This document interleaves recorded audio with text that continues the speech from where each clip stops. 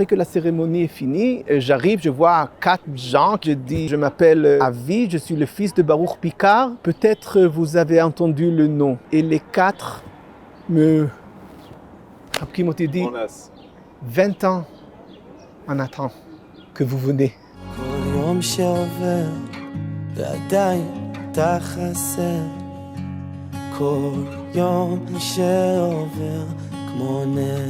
Docteur Avi Picard, shalom. Bonjour. Merci d'être venu ici pour témoigner à l'occasion de cette journée du souvenir à la mémoire des soldats israéliens qui sont tombés au combat. L'un des soldats israéliens qui sont tombés au combat pendant la guerre de Kippour est Jean-Benoît Picard, Baruch Picard, votre père, qui est mort sur le canal du Suez au début de la guerre de Kippour. Alors je voudrais qu'avec vous, nous parlions de lui pendant les prochaines minutes. Et tout d'abord, je voudrais vous poser une question. Pourquoi vos parents, Jean-Benoît et Jacqueline Picard, ont-ils décidé de faire leur aliyah à la fin des années 60 ? Papa a grandi à Strasbourg. Il est né pendant la guerre à Perpignan, mais il a grandi à Strasbourg. Et vers l'âge de 13 ans, quand il s'est préparé pour la bar mitzvah, il a commencé à être plus religieux. Il était dans une famille qui n'était pas pratiquante, traditionnelle mais pas pratiquante. Et pour lui, quand il a commencé à étudier le judaïsme, c'était clair que le judaïsme vient avec le sionisme. Et il était engagé à faire son aliyah. Et quand il a fait ses études, il a dit: quelle profession est importante pour Israël que je vais l'étudier? Il était ingénieur aéronautique. Et c'était clair pour lui qu'il doit faire la aliyah. 2 mois après que je suis né, la guerre de 6 jours a éclaté. Et pour lui, il avait des immenses remords qu'il est en France. Qu'il est en France et qu'il n'aide pas Israël. Alors qu'il était dans des manifestations pour supporter Israël. Et il a dit à ma mère: c'est la dernière fois que Israël tombe dans un cas de guerre et on n'est pas là-bas. Et ils ont commencé leur démarche pour faire la aliyah. Je raconte beaucoup quand mon père, comme beaucoup de juifs français, américains, anglais, il disait que c'est important d'habiter en Israël, mais comme tout le monde, il avait tous les jours une nouvelle excuse. Pourquoi il ne fait pas son aliyah? Jusqu'à qu'un jour, il n'avait plus des excuses, il a fait son aliyah. Alors, mes parents sont venus en juillet 1969. Ils sont installés à Jérusalem. Mon père était ingénieur. Il a travaillé à Menoé Bet Shemesh, après à Yavne. Et l'année 1972, il a commencé à travailler dans une compagnie du béton comme directeur. Il était très fier qu'il fait partie de la construction de Jérusalem et de la construction de Eretz Israël. On a des films de 8 mm de les premières maisons de Kiryat Arba que sa compagnie a fait. Pas comme d'autres Olim Hadashim à cette époque, il n'a pas pris le statut de Toshav Arai. Il a décidé d'être israélien immédiatement. Et comme israélien, il était appelé à l'armée. Alors, en 1971, il a été appelé pour 2 mois faire des milouim. Et après, encore une fois, 2 mois, c'était sa tironout. Ça s'appelait Shlav Bet, des Olim Hadashim, qui font le tironout. Et après, il joint les forces de milouim. Il était posé, parce qu'il habite Jérusalem, à l'unité, la brigade de Jérusalem. Ses premiers milouim à cette brigade, c'était garder le grand démarche pour 25 ans d'indépendance. Le jour d'indépendance, le grand défilé de 1973. On habitait à côté, on était les premiers habitants d'un nouveau quartier construit à Jérusalem, Ramat Eshkol. C'était après la frontière jordanienne, c'était un nouveau quartier. Et le défilé a passé à côté de nous. Je me rappelle comme gosse, quand on est allé voir papa en milouim, parce qu'il était combien de jours comme ça organisé. Beaucoup de fierté de sa part. Beaucoup de fierté de sa part d'être un soldat israélien. Beaucoup de fierté pour nous. Papa est à l'armée. Maman ne connaissait pas l'armée. Il est venu la première fois de milouim avec les uniformes Madébet. Si on connaît, il y a des trous en dessous pour respirer. Alors elle a cousu parce qu'elle pensait que c'était un trou. Elle a dit non, c'est comme ça. Mais il était très fier d'être ici. Et en 1973, septembre, moi je commençais Kita Aleph, mon frère était Kita Gimel, j'avais une petite sœur, notre premier Sabra qui est né un petit peu avant Pessah la même année. Et il était appelé pour 1 mois de Milouim avec son unité.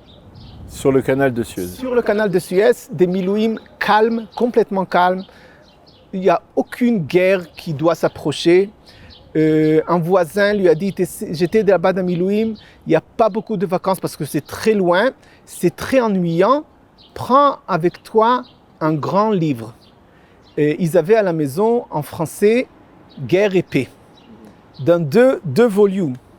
Alors, il a pris le volume de la guerre, il a laissé à la maison le volume de la paix. Rosh Hashanah de la même année était jeudi, vendredi, Shabbat. Et comme un père de 3 enfants, il a reçu une permission. Il est arrivé vraiment à l'allumage des bougies, les dernières minutes.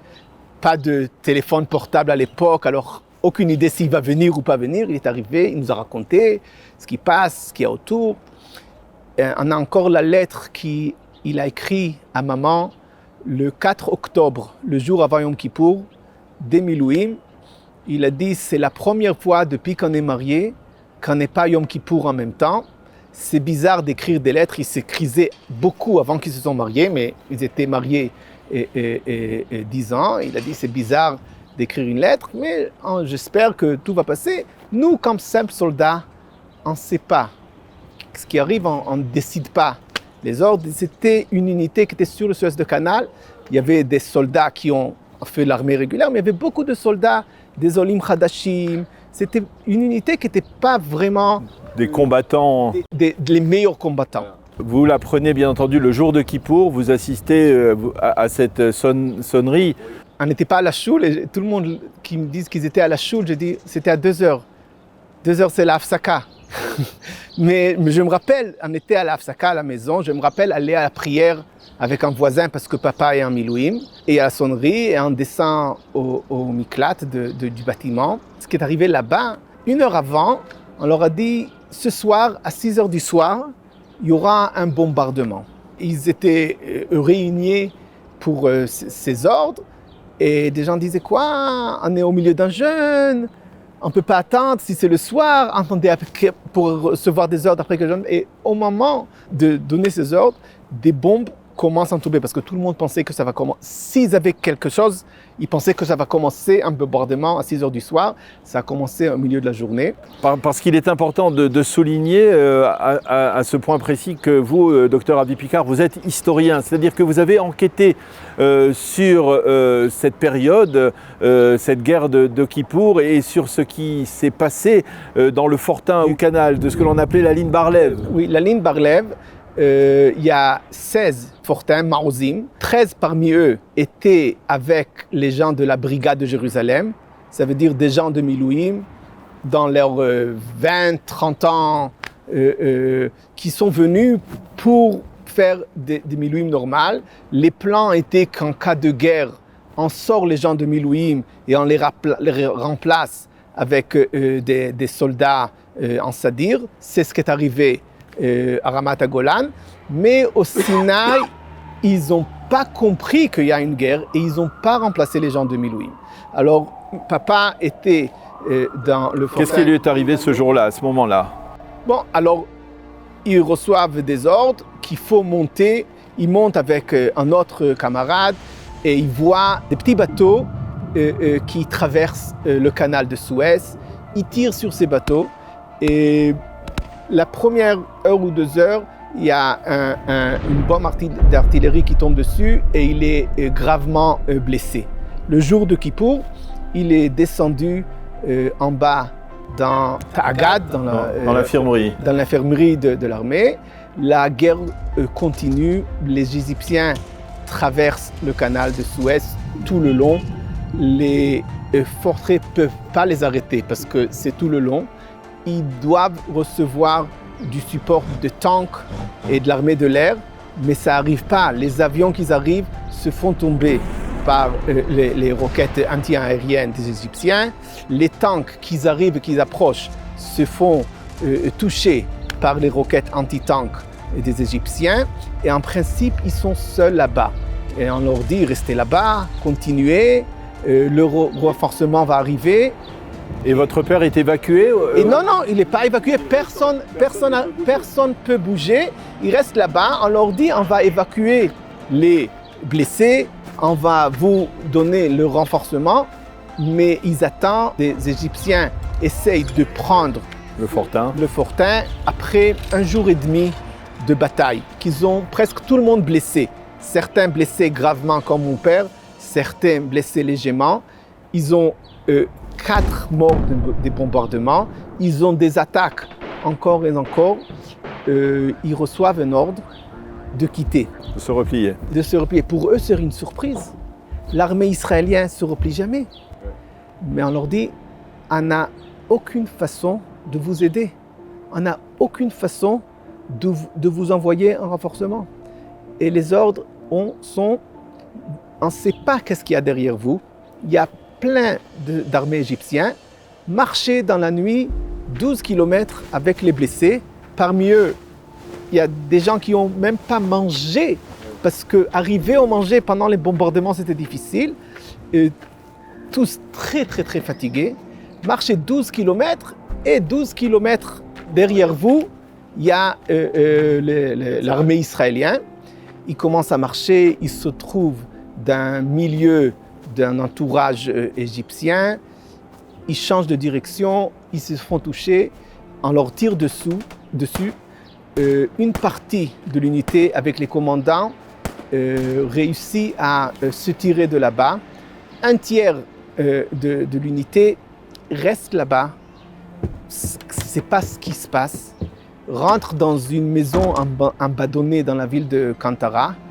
Parmi eux était mon père qui était encore une fois blessé. Il était blessé au frein et encore une fois blessé.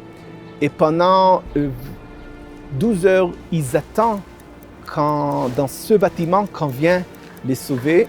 Et après 12 heures, les Égyptiens arrivent, reconnaissent qu'il y a des soldats israéliens là-bas. Ils leur disent de sortir. Une moitié sort, une autre moitié blessée ne sort pas. Et les Égyptiens rentrent dans ce bâtiment et tirent sur tous les gens qui sont restés, parmi eux mon père, qui était tué Yud Bet Tishrei. Donc 2 jours après Kippour. 2 jours après Kippour. Combien de temps après donc, la guerre, vous avez appris qu'il était mort au combat Quand est-ce que vous avez eu des informations sur son sort? Moi, je me rappelle, des gens savaient que mon père était en Milouim et tous les jours, quelqu'un me demande si mon père a appelé, si on a reçu une carte postale, si on a reçu de nouvelles. Et rien. Ma mère n'était pas inquiète parce qu'elle savait des histoires de France, qu'en France, quand quelqu'un est à la guerre, pendant des mois, il n'y a aucune nouvelle. Mais on leur dit non, ce n'est pas comme ça en Israël. 2 semaines après Kippour, l'armée a annoncé qu'il est disparu, que son unité est sortie, mais ils n'ont aucune information de ce qui lui est arrivé. Beaucoup de la communauté française à l'époque de notre quartier Ramat Eshkol et d'autres gens de la communauté française de Jérusalem, pour eux, c'était le seul Français qu'ils connaissaient qui était à l'armée. Et pendant des semaines et après des mois, il y a une certitude. Il est disparu. Personne ne sait ce qui est arrivé à lui. Et j'ai entendu beaucoup de gens qui faisaient partie des recherches, d'avoir des informations. Est-ce que vous avez entendu quelque chose? Ça a duré des mois. Ça a duré, en principe, maintenant je sais, 45 jours, jusqu'à que les prisonniers qui étaient pris, parce que dans ce bâtiment, j'ai dit qu'une partie était tuée, l'autre partie était prise comme prisonnier. Quand les prisonniers sont retournés, fin novembre, ils ont été interrogés et ils ont raconté ce qui est arrivé à d'autres. Cette année, j'ai reçu le dossier de cette intégration que quelqu'un que je connais raconte, oui, j'avais avec moi celui-là. Ils n'étaient pas pris prisonniers avec nous, probablement ils étaient tués là-bas. Alors, on a reçu à ce moment, c'était vers décembre, Hanouka, que papa n'est pas un disparu, Nedar, il est Halal Shemekom Kvurato Lo Noda. C'est-à-dire une victime, un soldat qui est mort, mais on ne sait pas où il a été enterré. Où il était enterré. La place qu'il était tué, la ville de Kantara, est restée en dessous le contrôle de l'armée égyptienne jusqu'à maintenant, il n'était jamais retourné à l'armée israélienne. Une partie des accords, c'était que les gens de la rabbanout de l'armée peuvent chercher des corps.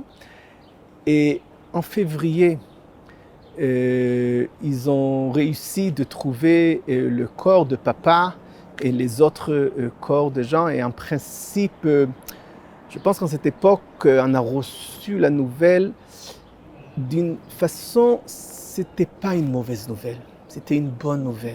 Un soulagement. Un soulagement quand c'est ce qui est arrivé. C'est parce qu'il y avait des gens qui étaient tués à Yom Kippour et pendant 2 ans, et bien pendant 20 ans, on n'a pas trouvé les corps. Alors je voudrais vous demander comment vous avez vécu cette période, comment votre mère, comment votre frère aîné ont vécu cette période, comment on transmet, comment on se souvient de cette période extrêmement douloureuse.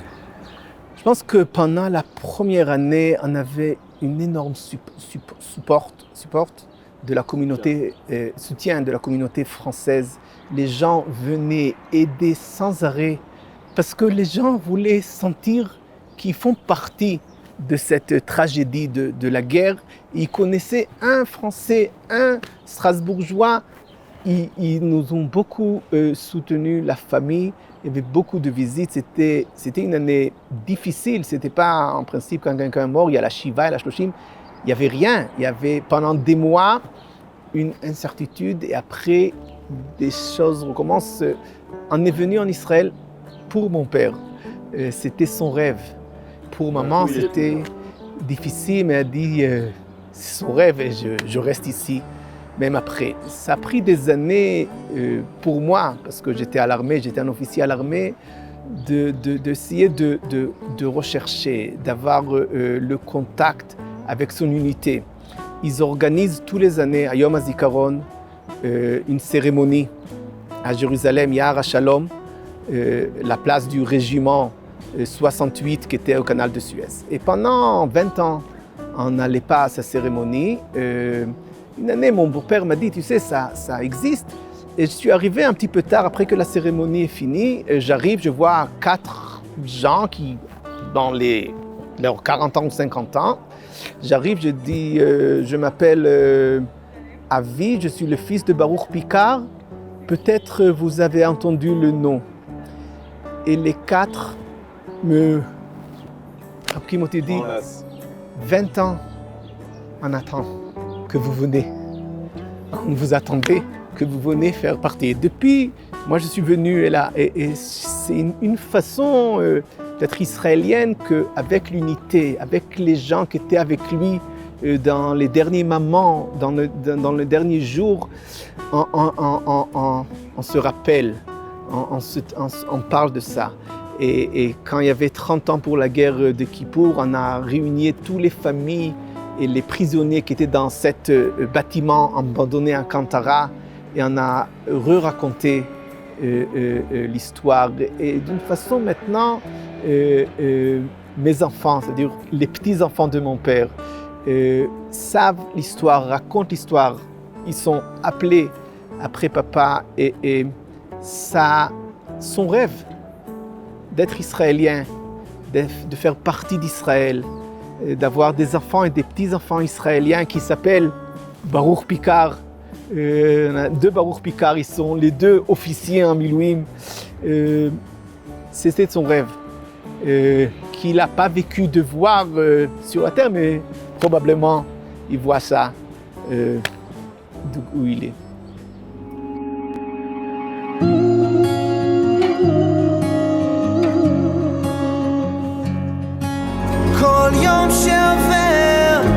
Yom HaZikaron, les Chalalei Ma'arachot Israël, jour du souvenir pour se tomber pour l'État d'Israël.